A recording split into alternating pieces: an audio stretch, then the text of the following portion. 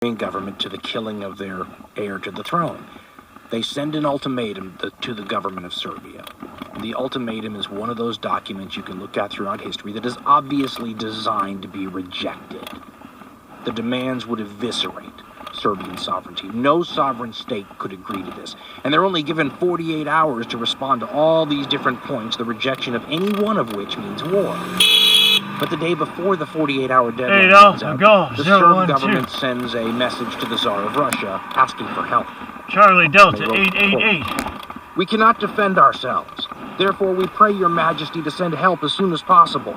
Your majesty has given many proofs of your previous goodwill, and we confidently hope that this appeal will find an echo in your generous Slav heart. Didn't get the rest. 406 Whiskey Tango Kilo. The Serbs send a response back to the Austro-Hungarians.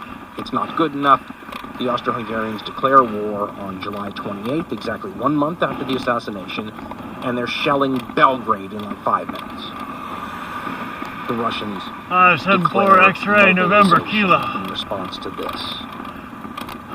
This is the moment when the first outside power turns on their doomsday device. You see, when the Austro-Hungarians and the Serbians mobilize, it doesn't freak anyone else out because they're going to